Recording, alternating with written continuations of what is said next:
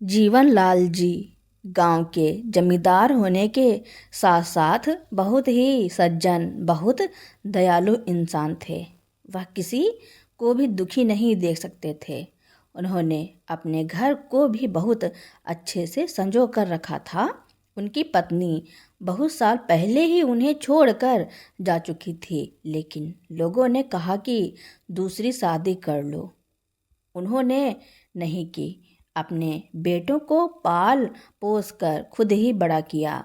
माँ और बाप का प्यार खुद ही दिया। इस बात की सराहना पूरे गांव में होती थी कि जीवन लाल जी ने अकेले अपने दम पर घर को इतने अच्छे से चला रहे हैं। यहाँ तक कि जमींदारी को भी शाम के समय लोग आते हैं, उनसे बातें करते। गांव में सभी एक साथ हंसते बोलते हैं और एक जगह बैठते उठते हैं, जबकि शहर में इससे विपरीत होता है। शहर में तो कोई किसी से कोई मतलब नहीं रखता है। आज दिन भर से पेड़ का एक पत्ता तक नहीं हिला है।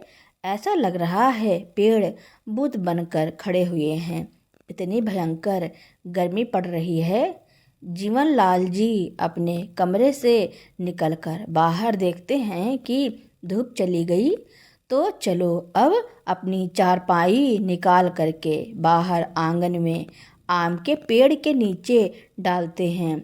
शाम को कुछ हवा चलने लगी तो इस गर्मी से थोड़ी सी राहत मिलेगी। सुबह से लाइट भी नहीं आ रही थी। जीवन लाल जी अपनी चारपाई निकाल करके आम के पेड़ के नीचे डाल देते हैं और छोटा सा टेबल फैन अपनी चारपाई की तरफ लगा लेते हैं। चारपाई पर बैठे हुए जीवन लाल जी गहरी सोच में डूब जाते हैं और उनके मन में अलग अलग तरह के विचार आ रहे हैं और अपने मन में अपने दोनों बेटों समर और साहिल के भविष्य के बारे में सोच रहे हैं। आज जीवन लाल जी के मन में अपनी स्वर्गवासी पत्नी की यादें बहुत याद आ रही हैं। उनके मन मस्तिष्क में एक एक करके सारी घटनाएं शादी से लेकर के मृत्यु तक एक फिल्म की तरह चल रही हैं। अपनी पत्नी के जाने के बाद कैसे किया था, कैसे अकेले ही उन्होंने माँ और बाप दोनों का प्यार अपने बेटों को दिया था। पढ़ाई लिखाई करने के बाद दोनों बेटों की शादी की। आज दोनों ही बेटों के एक एक बेटा है। समर का बेटा अंश और साहिल के बेटे का नाम ओम है। दोनों की उम्र 10 से 12 साल के बीच हो गई है। जीवन लाल जी अपने इन्हीं ख्यालों में खोए हुए होते हैं कि तभी देखते हैं कि गांव के कुछ लोग उनकी तरफ ही चले आ रहे हैं। दरअसल जब तक शाम के समय 4 लोग जीवन लाल जी के पास आकर शाम को बैठना लगाकर बातें इधर उधर की ना हो जाएं, तब तक जीवन लाल जी का भी मन नहीं लगता था। गांव के कुछ बुजुर्ग व्यक्ति उनके पास आकर कुछ चारपाई पर बैठ जाते हैं और कुछ कुर्सी पर बैठ जाते हैं। जीवन लाल जी अपनी बड़ी बहू को आवाज़ देते हुए कहते हैं, बहू सबके लिए चाय बनाकर भेज दो। जीवन लाल जी का स्वभाव ही कुछ ऐसा था। उनके पास जो भी बैठने आता था उसको बिना चाय पिलाए वापस नहीं जाने देते थे। वैसे भी गांव के जमींदार थे, पैसों की कोई कमी नहीं थी। खूब पैसा था उनके पास और स्वभाव भी उनका बहुत अच्छा था। सभी लोग उनके पास मिलते जुलते आते रहते थे और अभी कुछ दिन से उनकी तबीयत भी ठीक नहीं थी, तो सब उनकी खैरियत पूछने के लिए और आ रहे थे। और उस चौपाल पर बात करते करते कब 3 घंटे बीत गए किसी को पता ही नहीं चला। गांव की यही खासियत होती है, जब 4 लोग इकट्ठे बैठ जाते हैं तो समय का पता ही नहीं चलता है। जीवन लाल जी से मिलने आए राम गोपाल जी का पोता उन्हें बुलाने के लिए आ जाता है कि दादी घर पर खाना खाने के लिए बुला रही हैं, आप इधर ही बैठे रहोगे क्या? तो राम गोपाल जी अपना गमछा उठा करके अपने कंधे पर डालते हुए कहते हैं, जीवन लाल जी, आपके पास बैठकर तो समय का पता ही नहीं चला, रात के 8 बज गए हैं। अब हमें आज्ञा दीजिए, हम चलते हैं।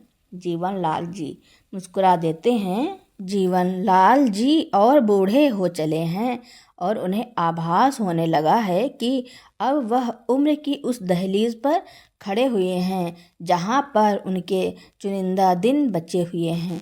इसलिए वह चाहते हैं कि अपने दोनों ही बच्चों को अच्छी तरह से सेट करके जाएं, जिससे बाद में दोनों भाइयों में किसी भी तरह का झगड़ा ना हो, हमेशा प्यार के साथ रहें। तब तक जीवन लाल जी का पोता उन्हें बुलाने के लिए आ जाता है।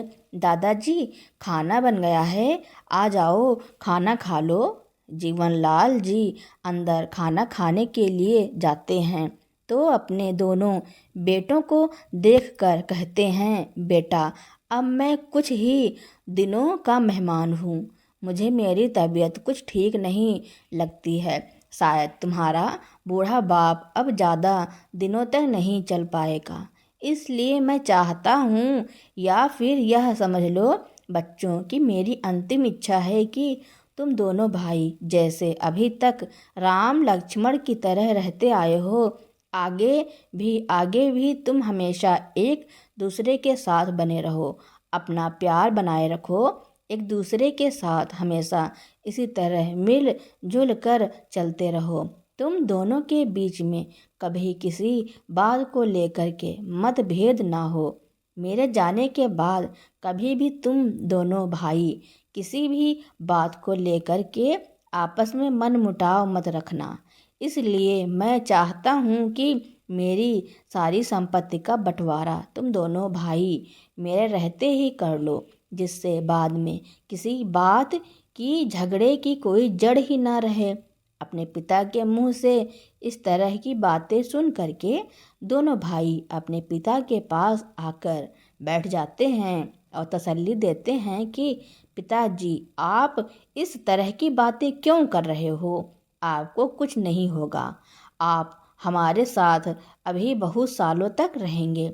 माँ तो हमें बचपन में ही छोड़कर चली गई थी, एक आप ही तो थे जिन्होंने हमें सहारा दिया, माँ और बाप दोनों का प्यार दिया, और अब आप ही ऐसी बातें कर रहे हो, हमें आप भी छोड़कर चले जाओगे तो हम किसके सहारे रहेंगे? बचपन से लेकर आज तक अपने माँ की कमी नहीं होने दी, हम आपके बिना नहीं रह पाएंगे। दोनों ही बेटे भावुक हो जाते हैं। जीवन लाल जी अपने बेटों से कहते हैं, बेटा, यह तो दुनिया की सच्चाई है, जो आया है वह जाएगा, फिर मेरा भी बुढ़ापा है, मैं भी किसी ना किसी दिन चला जाऊंगा। अब तुम सब भी बड़े हो गए हो, तुम छोटे बच्चे तो नहीं जो बच्चों की तरह रो रहे हो। कहते कहते जीवन लाल जी भी भावुक हो जाते हैं। जीवन लाल जी आगे कहते हैं, बेटा, मैंने तो अपनी ज़िंदगी में सब कुछ अच्छा करने की कोशिश की है, तुम दोनों भाइयों में तालमेल बनाने की कोशिश की है। अब तो तुम दोनों की शादी हो गई है, बच्चे भी हो गए हैं, अब आगे किसी तरह का कोई झगड़ा ना हो, इसीलिए मैं चाहता हूँ कि मेरे सामने ही तुम संपत्ति का बंटवारा कर लो, और इसमें कोई बुराई नहीं है। अभी नहीं तो मेरे जाने के बाद करोगे, तब तो होना ही है। मैं अपने जाने से पहले तुम दोनों भाइयों में लड़ाई की सारी जड़ खत्म करना चाहता हूँ, जिससे ऊपर जाकर तुम्हारी माँ को मैं जवाब दे सकूँ कि उनके दोनों भाई आपस में मिलजुल कर हंसी खुशी से अपना परिवार चला रहे हैं। अपने पिताजी की जिद के आगे दोनों भाई हार जाते हैं। जीवन लाल जी अपनी सारी संपत्ति का आधा बंटवारा अपने दोनों बेटों समर और साहिल में कर देते हैं। एक दिन जीवन लाल जी को सर्दी जुकाम हो जाता है, उसके साथ ही उनको सूखी खांसी होने लगती है, पूरी रात खांसते रहते हैं। दोनों बेटे अपने पिताजी को दवा देते हैं, पानी देते हैं, चाय बनाकर पिलाते हैं।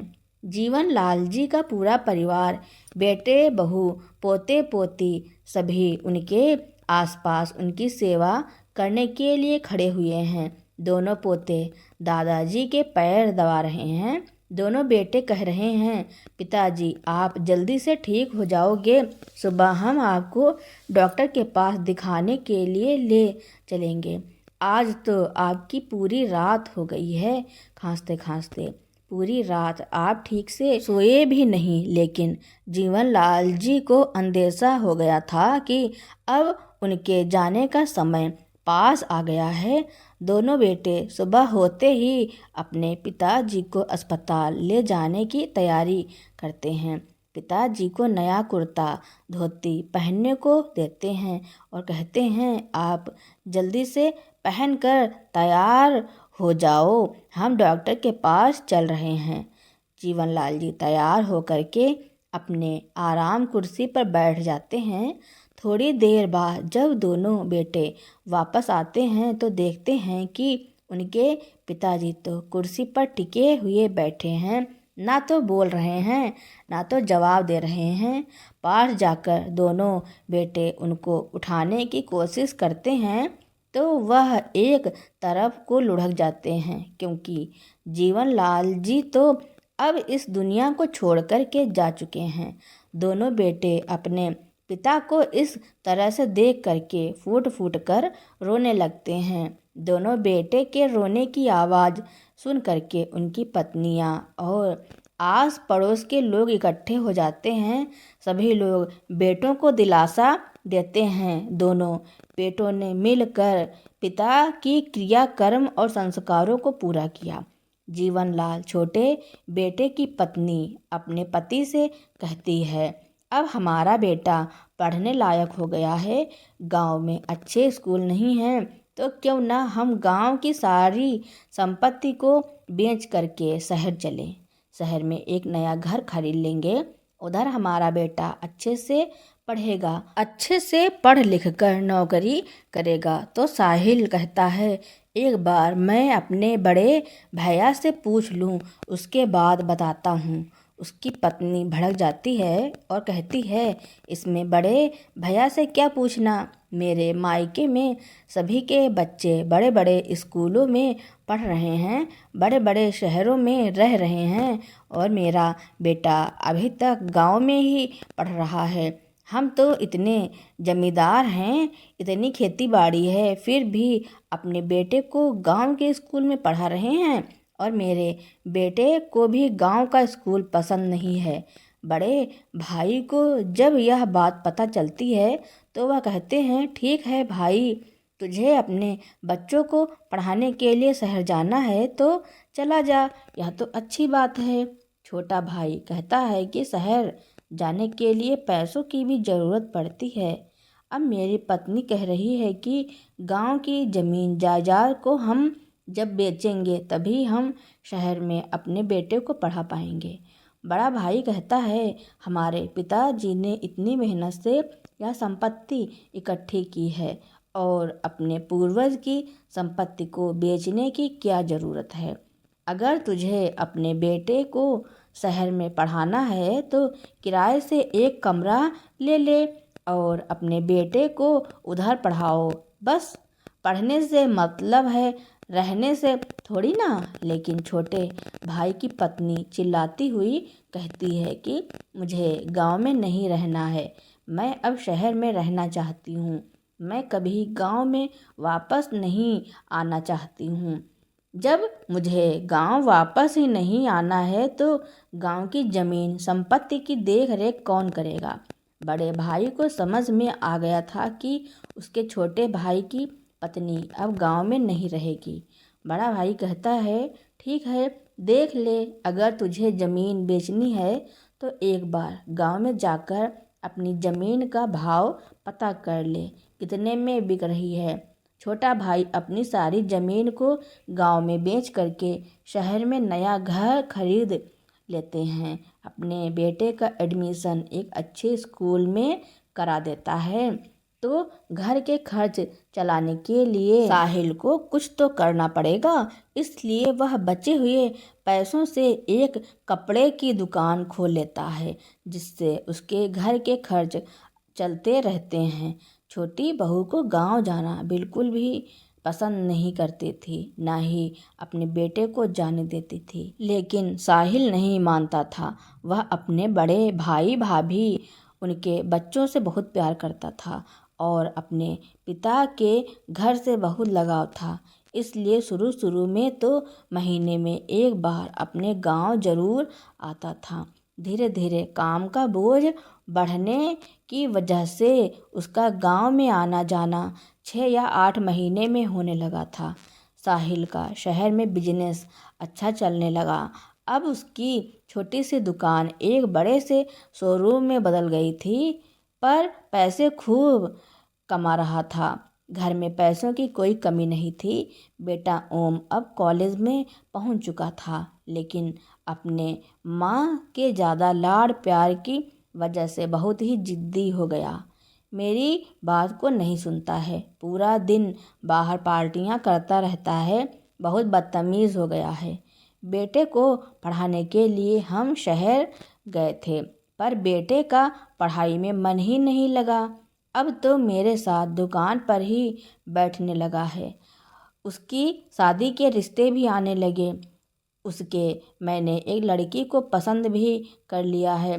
भाई साहब, अपने तो गांव में रहते हुए भी अंश को कितने अच्छे से पढ़ा लिखा लिया है, कितना संस्कारी है, सबके पैर छूता है, सबका कहाँ मानता है। पूरे घर को उसने संभाल लिया है। आप बहुत किस्मत वाले हैं जो आपका बेटा इतना अच्छा निकला है। बड़ा भाई भी अपने छोटे भाई से कहता है, साहिल, अंश के लिए पास के ही गांव से एक लड़की का रिश्ता आया है। सर्दियों में शादी का मुहूर्त निकला है। तुम सब तैयारी करके घर पर पहले से ही आ जाना। घर में पहली शादी है। साहिल अपने भाई की बात को सुन करके खुश हो जाता है। अंश की शादी में उसके चाचा चाची, छोटा भाई ओम सभी आते हैं। शादी करके जब बहू घर में आई है तो छोटे भाई की पत्नी मुंह बनाते हुए अपनी जेठानी से कहती है, अरे दीदी, कैसी बहू पसंद की है आपने। ना ही तो देखने में सुंदर है, ना ही पढ़ी लिखी है। तुम देखना, जब मैं अपने ओम की शादी करूंगी तो ऐसी सुंदर बहू लाऊंगी कि आप देखकर हैरान रह जाओगी। एकदम से शहर की मॉडर्न पढ़ी लिखी बहू ले करके आऊंगी। अरे छुटकी, ऐसे क्यों कह रही है? कितनी अच्छी तो है मेरी बहू, लाखों में एक है। और फिर रंग रूप का क्या है, वह तो एक दिन उतर ही जाता है। गुण तो पूरी जिंदगी चलते हैं। मेरी बहू बहुत ही होशियार है। शादी हो जाने के बाद सभी अपने घर चले जाते हैं। 1 साल के बाद ओम के बेटे की भी शादी हो जाती है। सभी लोग शादी में जाते हैं। शादी होने के बाद तो साहिल को बिल्कुल भी समय नहीं मिलता था। अब तो घर की जिम्मेदारियां इतनी सारी थी, ऊपर से घर में बहू भी आ गई थी। दिन भर दुकान पर बैठना, उसके बाद घर के काम करना। कभी कभी सास बहू में किटपिट हो जाती थी तो उसको भी संभालना। इसी चक्कर में साहिल सालों साल गांव नहीं आ जा पा रहा था और उधर गांव में अपने समर अपने परिवार के साथ व्यस्त हो गया था। नई पीढ़ी आने के साथ ही सभी अपने अपने परिवार में व्यस्त हो गए थे। शादी के 5 साल बाद समर का बेटा अंश अपने माता पिता से कहता है, पिताजी, एक बार आपने कहा था कि आपको वृंदावन के दर्शन करने हैं। काम के चलते जा नहीं पाते, इसलिए मैंने हम सबके वृंदावन का प्लान बनाया है। अरे अंश, फिर घर पर कौन रहेगा? अगर हम दर्शन करने के लिए चले जाएंगे तो घर की बागडोर किसको सौंप कर जाएंगे? अंश कहता है, आप इसकी चिंता मत करो। इसके लिए मैंने अपने ससुराल से ससुर जी को बुला लिया है। तब तक वह इस घर में रह कर के घर की देख रेख करते रहेंगे और बस 1 हफ्ते की ही तो बात है, मैं आपको सारे तीर्थ करवा दूंगा। अपने बेटे की बात मना नहीं कर पाते हैं। जब बड़ा भाई अपनी पत्नी, बहू, बेटा सभी वृंदावन के दर्शन करके वापस लौट रहे थे तो वहाँ पर कुछ ऐसे लोग भी बैठे हुए थे जो हाथ फैलाकर खाने पीने की चीज़ और पैसे मांग रहे थे। तभी बड़े भाई को उन सभी लोगों के बीच में बैठे हुए 2 ऐसे लोग दिखाई देते हैं जो कंबल से लिपटे हुए हैं और अपना चेहरा ढके हुए हैं। बड़े भाई को उन दोनों का व्यवहार कुछ अजीब सा लगता है, इसलिए समर उनके पास जाता है और कुछ पैसे देने की कोशिश करता है। वह कंबल वाला व्यक्ति पैसे लेने के लिए जैसे ही हाथ बढ़ाता है, बड़ा भाई उसका हाथ पकड़ लेता है और कहता है, इस हाथ पर तो साहिल लिखा है और मेरे हाथ पर समर लिखा है। हम दोनों भाइयों ने मेले में अपने हाथों पर नाम लिखवाया था। वो कंबल हटा करके देखता है तो देखकर दंग रह जाता है, यह तो उसका छोटा भाई साहिल है। बड़ा भाई पूछता है, इधर क्या कर रहे हो और इस तरह से पैसे क्यों मांग रहे हो? क्या तुम इधर दर्शन करने आए थे और तुम्हारा सामान चोरी हो गया जिससे घर जाने के लिए तुम्हें पैसे मांगने पड़ रहे हैं? अपने बड़े भाई को सामने देख करके उसकी पत्नी और छोटा भाई रोने लगते हैं। भाई साहब, तुम बहुत किस्मत वाले हो जो तुम्हें इतना अच्छा बेटा मिला है। मैंने तो पता नहीं कौन से कर्म किए थे कि मुझे ऐसा नालायक बेटा मिला है। उसने तो हम दोनों को 2 साल पहले ही घर से निकाल दिया था। पूरे घर पर और दुकान पर उसने कब्जा कर लिया, एक एक पैसे के लिए तरसा दिया था। बहू खाने को ही नहीं देती थी और एक दिन तो बहू ने मेरी पत्नी के ऊपर चोरी का इल्ज़ाम लगाकर हम दोनों को घर से बाहर निकाल दिया, एक भी पैसा नहीं दिया। तब से हम दर दर की ठोकरें खाते हुए घूम रहे हैं। छोटे बेटे की पत्नी भी रोने लगती है, कहती है, आपके पास मैं इस वजह से नहीं आई। मैंने आपकी ही बहू की कितनी बुराई की थी और अपनी बहू पर मुझे कितना घमंड था और उस बहू ने मुझे घर से निकाल दिया। साहिल अपने भाई के गले लग कर कहता है, तुमने मुझे क्यों नहीं बताया? कम से कम एक बार मेरे पास तो आना चाहिए था। अंश कहता है, आप लोग मेरे साथ गांव चलो। अब आप इधर रह कर के मंदिर की सीढ़ियों पर बैठकर पैसे नहीं मांगेंगे। गांव चलिए, गांव में आपका बड़ा भाई रहता है, बड़े भाई का घर है।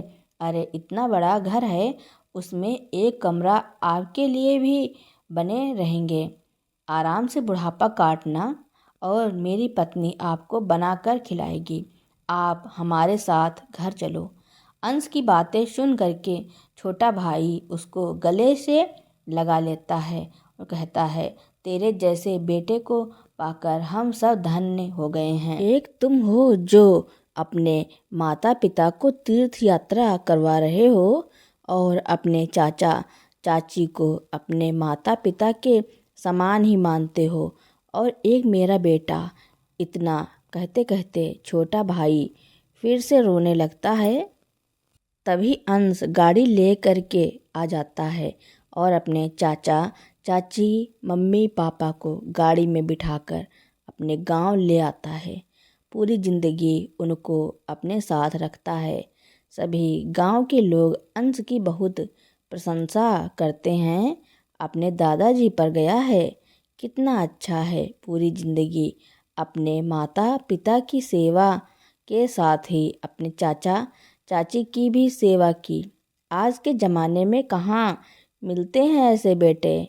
कुछ समय बाद साहिल के बेटे को अपने व्यापार में घाटा होने लगा और वह रोता बिलखता हुआ अपने माँ बाप के पास आता है। जब से आप गए तब से हमें अपने व्यापार में घाटा ही हो रहा है। हम पति पत्नी आप दोनों के साथ जो किया यह उसी का परिणाम है। माँ, पिताजी मुझे माफ़ कर दो। तब साहिल और उसकी पत्नी कहती है कि बेटा, तुमने जो किया है कहीं न कहीं यह सब किया धरा मेरा ही है।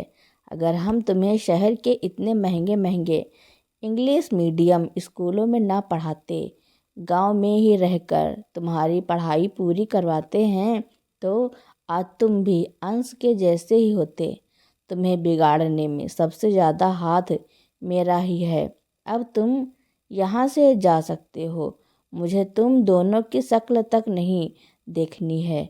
इतना कहकर साहिल और उसकी पत्नी अपने कमरे में चले जाते हैं।